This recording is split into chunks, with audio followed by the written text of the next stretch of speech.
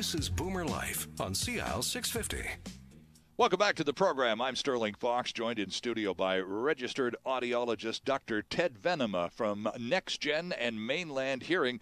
We're talking about all these innovations in hearing loss and all of the solutions that are out there. And we've been talking fairly extensively for the first time ever, and it's been absolutely fascinating, Dr. Ted. I appreciate your patience in walking us through this whole business of dealing with children, because we boomers are sort of, we reluctantly coming to terms with the fact that hearing loss is inevitable to one degree or another.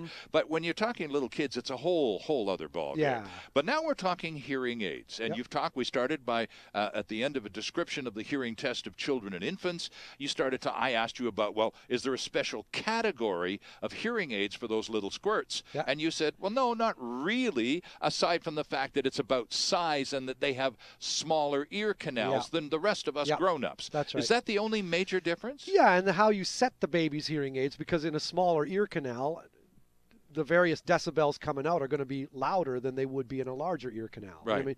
So that's just acoustics, and that's the stuff. That's why not everybody just fits hearing aids on children. Sure. It's a specialist. It's someone who really does this as a specialty. Right.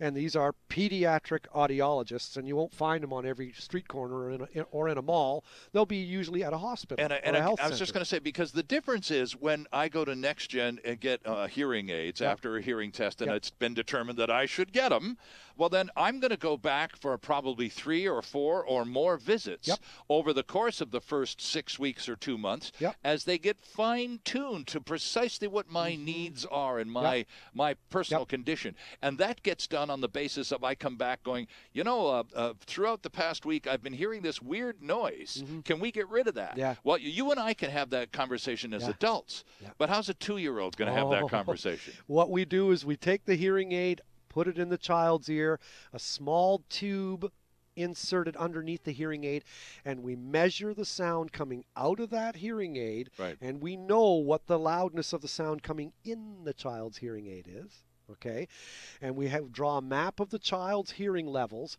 and it's called an SPLogram, a sound pressure level graph, and it shows where aided speech would sit in that child's dynamic range. Okay.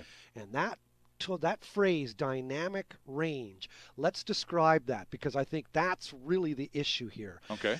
Dynamic range always refers to the decibel distance between the softest that somebody can hear and the loudest that someone can tolerate. Okay. Okay, it always refers to intensity, not pitch. It's the softest versus loudest. All right. Now, hearing loss, most hearing loss doesn't mean that someone's just stuck a plug in your ear. That's not it. 95% of hearing loss is a result of a reduction in range. dynamic range. Okay, gotcha. It means your floor of hearing sensitivity has risen, but your ceiling of loudness tolerance hasn't changed much at all. Right.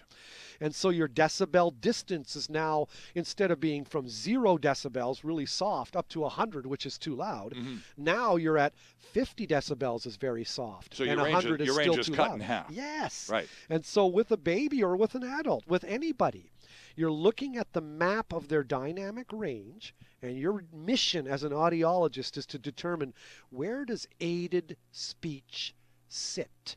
And we measure that. It's plotted on a graph. Right. And you can see, is the aided speech coming into the hearing aid, when amplified, is it nicely placed into the dynamic range of the client? And so this is what the hearing aid does. It allows you to rehear in that range that is gone for you. Yes, and to do that, they amplify soft sounds by a lot.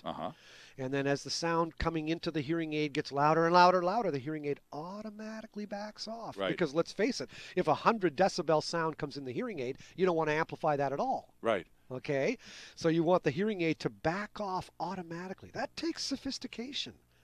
Hearing aids are quite complex. Indeed. In terms of how much they amplify different sounds. And they're made in Canada, generally speaking. Well, most models available, there's about half a dozen manufacturers, and each of whom has a number of different models. There's a sort of a bronze, silver, and gold price range. So you don't have to spend, solid gold, 4 on the floor, all that bells and whistles Absolutely not.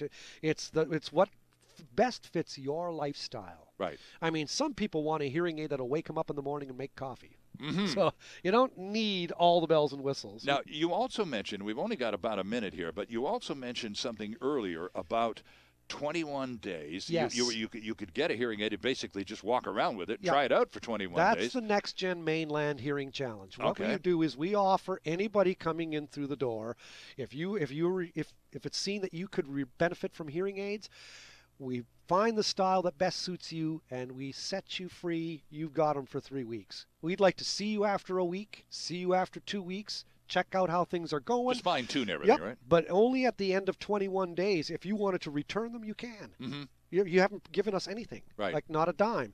If you decide you wanted to keep them, then you'd pay for them. But you've got an additional 69 days, because 21 and 69 is 90. Okay. So you've basically got 90 days whereby you can try the hearing aids, and if you didn't want them, you can return them.